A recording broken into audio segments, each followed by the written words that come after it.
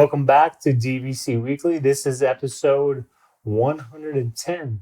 My name is Jason Erpelding. I'm the broker of Buy and Sell DVC. I'm here with Scott Ferrioli. I'm the owner of DVC-Rental.com and BuyandSellDVC.com.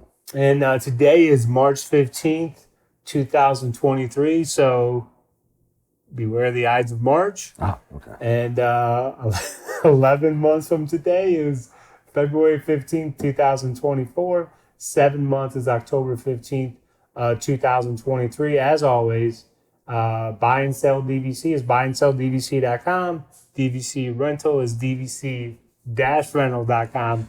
You pointed at me. I was like, March 15th? You pointed, I'm like, is it like a big pickleball tournament or like the World Series of pickleball? What is it, Jason? Oh, remember the dash to save the cash. Yes. So we're going to start on the buy and sell side of things. And really, I just want to give you a brief note from a Vacation Club Loans. So, the title is, enjoy a break from interest rate hikes.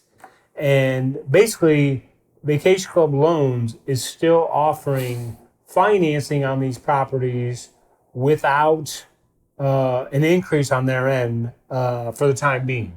So a lot of people are taking advantage of that. Again, with the prices, everything's with the resale prices being down at some resorts compared to last year at this time. People are jumping in as the time to take advantage of that. And if they're financing, Vacation Club Loans is still offering the option to do that, and their rate is I don't know if it's not the same or lower as it was last year, so you can still take advantage of that. You're about to add something there. No, I'm sorry. I'm thinking in my head because I don't fully know exactly how these finance companies fully work. I'm like, I'm assuming they get some sort of loan from the bank, and then they have this company, they do all this work for you, and they make like a spread in there, and all those interest rates on their side have gone up. All the money that they borrow from the banks has gone up. So the fact that they're not increasing their rates, or maybe they'll have to eventually, but it's very, very nice and well done on them, because again, because when their borrow rate is going up like that, it's a much smaller spread for them. Right. So Because it says. And how long they can do it for? Is, Debbie Eli of Vacation Club Loans states, we saw the interest rates increasing month after month, so we took an immediate active approach and locked in rates with our main bank. Okay. This has allowed us to help DVC resale buyers buy, not raising our interest rates for our 10-year program. So, yeah. That was a smart move on her to lock in those rates, because, again, I was just thinking, if all those rates are going up, that's her borrow rate. And, so she borrows from that and then, lends out essentially the money to you. So I'm like, if this spread's getting closer and closer and, her rates are going up on this side, it just makes sense that if these are going up, she's going to have to do this eventually. But if she's locked in, that was a great move and very good job from Vacation Club Loans. And, it's great that they're keeping those rates for our customers. Definitely. And again, the process on that is very simple. Like some people, like a lot of times, if you say, hey, I had some questions for Vacation Club Loans, you can just email me, and then I'll just CC Debbie from Vacation Club Loans on the email, and she'll answer any questions. You can get all of your questions answered from her before you make an offer on a property, or you can do it after you make an offer on a property. Because some people say, hey, I want to see if I can get this property first before I even start that process, because if I can't, get the property that I want, then there's no sense in, going to that extra step. So it's completely up to you, which order you want to do it in. And now we're on. I just noticed that last line on here. Furthermore, we're waiving the loan origination fee, saving another $199 on closing costs. Good job, Vacation Club Loans. Yes, fantastic. And Debbie, honestly, he's the broker. He's the one who works with Debbie. I haven't worked with Debbie very much. I've met her. We've gone to lunch, and seems like a really, really nice lady. And you've worked with her before. She's fantastic, right? Yeah, fantastic. And she's our only guest on our shows. I don't know what episode it was, but she's our. She was a live in studio guest. Yeah, I remember getting kicked out. I said, "Hey, how's it going? I'm Scott. See you later." And I had to leave while Debbie was here. And now we're on to the food review of the week. Come here, I'm gonna eat you! Get in my belly! So for today's food review, I am back at Boardwalk Deli, which was again previously the Boardwalk Bakery. On the same day that I tried that strawberry cheesecake, we also tried the chocolate cherry scone. It was a house-baked scone with chocolate chips and dried cherries for $3.79. I think this is one of the other ones that had that pink thing with the hearts. So I think this could just have been a Valentine's Day option. But are you a scone guy? You like scones? Have you had scones? Yeah. As far as you know. I know I am. I'm typically not a huge scone guy. I find them to be kind of dry and crumbly and hard. This thing was really, really good. It looked amazing. I mean, you probably saw the picture. It had like the drizzle across it. It was loaded with cherries and chocolate chips. It wasn't hard and crumbly, at all. It was the best scone I've ever had. It was kind of chewy inside. Best scone you've ever had. Again, I'm not a huge scone guy, so I probably haven't had many scones. But I always picture them being just kind of dry and brittle and just, you have to drink coffee or tea with it because you need it. This was not like that at all. I mean, somebody who's a scone person might eat this and be like, "Oh, this is terrible." And I love that dry, crumbly feeling. This was softer. I don't say almost like a cake, but really, really good. I gave it a 7.1, which is the best scone ever had. I mean, again, it's not one of those things I go, "This was amazing," and it blows the cheesecake out out of the door. But for scone wise, if you like scones, get this. $3.79. Really, really good. Again, I figured a lot of times Disney property, they cut back on stuff. It had a lot of loaded with cherries inside. I was very, very happy with this scone purchase. So, best scone I've ever had. Take that for what it is. I like it. Now, and this was where again? At the Boardwalk Deli. This is at Boardwalk Deli. So this is, again, the bakery. Now, so if you walk down the boardwalk, it's straight to the right, right? Yeah. Okay. Yeah, right before you get, if you're walking from Boardwalk, right before you get to ESPN Zone. Gotcha. Which is no longer ESPN Zone. Now we're on to the DVC rental side of things. I know you're probably seeing this for the first time, but I'm including you on this one. Oh my. With the retheming of the Trails End Buffet, they're getting rid of it. They're actually going to be making it a counter service restaurant at Fort Wilderness. What restaurants would you like to see them retheme? I'm going to go first, so if you want to think about it a little bit. One of the ones I think I'd like to see them retheme is Turf Club at Saratoga Springs. I feel a lot of people don't go there. That's their main restaurant. A lot of people don't even know it exists. Most of the times, if you're on the Disney... I had to check the other day because apparently Turf Club they don't care that much about it at all. It was closed for like 2 years, after COVID. Like they didn't bother to reopen it. It just reopened somewhat recently. You never see reviews on there.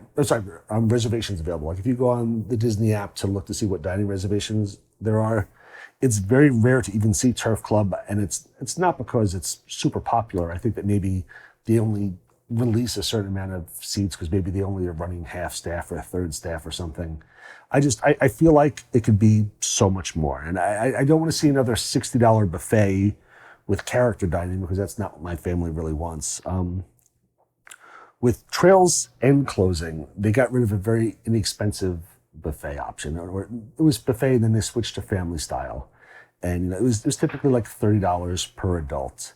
I would love to see something like that. Something relatively inexpensive that's not a $60 character meal. Again, Trails. You've been Trails End, right? Not in a long time. It's been a long time. Yeah, Trails End was just such a nice option because again, it's only Disney buffet, and it's gone up to $30 in the past couple of years. As of 3 years ago, it was $20. So I think it was $20 per adult or something like that. And for a buffet on Disney property, it's an absolute steal. And I would love to see something like that with Turf Club because, and I feel bad even saying this because I know Debbie Allen, who works for us.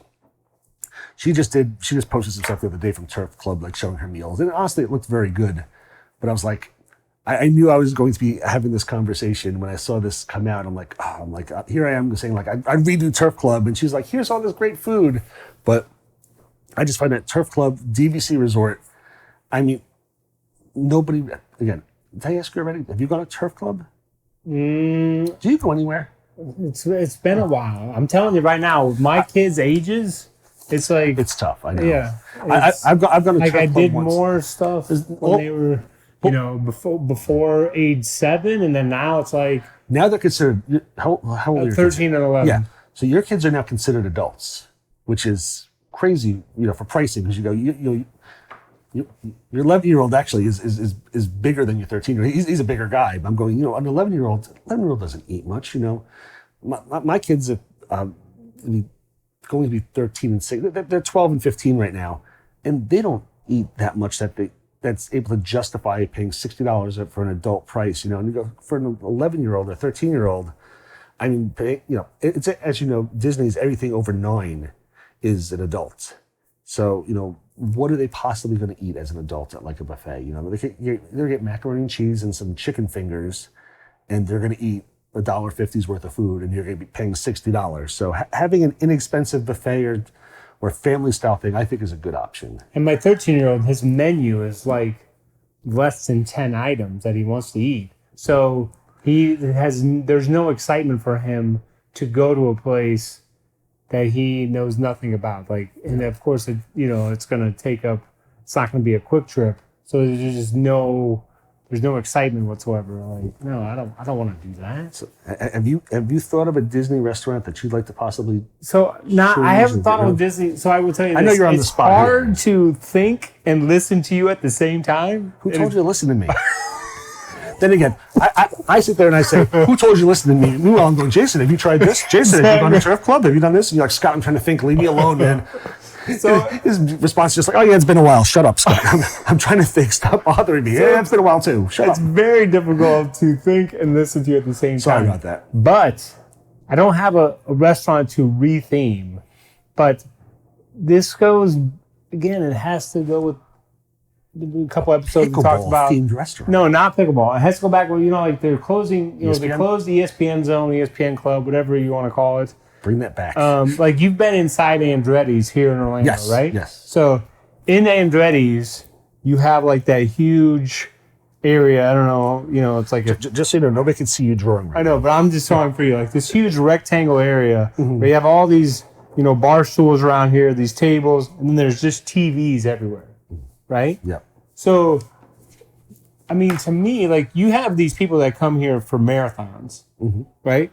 A lot. And I'm assuming that these people that come for marathons, there has to be some groups that come, like 8 of them are coming, 10 of them are coming, 12 of them are coming. We have a lot of friends who come down in these giant groups of 30 or more. So yes, they come down in large groups. Absolutely. So, and then like we mentioned golfing, but still there's got to be people that come in golf groups, 4, 8, 12, whatever the case may be. Like a place like this with this setup, where they can host larger groups. Larger, where is 12 marathon? They don't want to go to it. I mean, I'm not saying that they might, but they don't necessarily want to go to a character breakfast. They want to go to that setup I picture that setup like Andretti's, where you have that, all the seating, you have all the TVs. And again, once you get into September, then you got the college football, you got the NFL on Sunday. Like, again, I don't know. I guess, there has to be certain profit margin for these people. I don't know. But to me, the place is going to be filled. I like that option a lot, because a lot of times, as something silly as Cassandra and her family come down a decent amount, and a lot of times we'll go out to dinner, and there's 8 of us, just my wife and I, our 2 kids, her and her husband and their 2 kids, that's a small group. That's just 2 little families. And it's so hard to get a reservation for 8. And a lot of places, they won't allow reservations for 8, or, you have to call them if it's more than 6. So, and that's a small group. Yeah, a lot of times, like when the EdCot group comes down, we'll go out and there's 20 people, and there's only like 1 or 2 restaurants that could possibly ever accommodate us. So, I didn't realize that. Oh my gosh, I didn't realize it was. Yeah, it's really, really hard. So yeah, having an option that you're talking about right now would be wonderful. Yeah, a large place. Again, it doesn't have to be super fancy. I don't need characters, but you can sit back. You've got a whole big bar area. You've got TVs. Again, as we just spoke a couple weeks ago, miss ESPN Zone. Like again, we can just go and just relax. Not too expensive.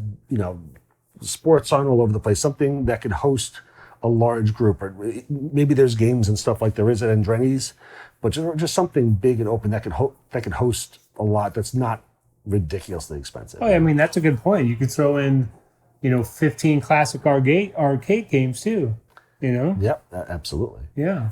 But yeah, to sit there and go, when you're coming down this big group and everybody's sitting there $60 a person for a character buffet, nobody really wants that. So. Yeah, because I always wonder, like, again, I'm not a marathoner or I'm not a 10-yard dasher, but it's like, where do these... I'm good at the 10-yard dash.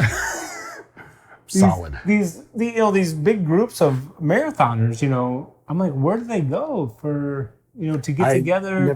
Never really thought of that. You're absolutely right. Like I hate to say this, when we have a larger group, a lot of times we almost always end up at Raglan Road because Raglan Road's able to accommodate us. And there's like no other restaurants that can accommodate more than 10 easily. Once you went to Planet Hollywood, which is not really, that's not owned by Disney. Raglan's not owned by Disney. It seems that everything that's owned by Disney, it's almost impossible to get more than 6 or 8. Yeah, I didn't know. So yeah, this is needed. A large location like that would fit a need, definitely. Yeah, because I have a feeling that most of these sites, they're going off property. Yeah, they have to be. Yeah. Yeah, and again, like I know. So they can walk into the ale house and get, 12 people and 3 high tops and you're all set. We used to sponsor a running team for the marathons, and we'd have a group of like 30 of us, somewhere between 30 and 40 every year. And the only place we could go was they had the back room at Olivia's at Old Key West. Olivia's restaurant, there's a little back room there, and that's the only place we could ever go because that was the only place that could handle 30 people. There was no other restaurants on Disney property that could really handle 30 people. So we were stuck in the same place every single time. And a lot of times, they can have like up to like 60 back there. So sometimes we have to finagle them to say, hey, we got 30 or 40. Can you please work with us and let us have that back room? I know it could fit more. But you had 30 people that were running a marathon? Well, and their family members too. Yeah, Actually, the runners themselves sometimes was probably over 20 into the 30s. Wow. Yeah, we haven't done that in a while, but we used to sponsor a group that did the marathons, and every year we were stuck in that same back room at Olivia's because that's all that could house us.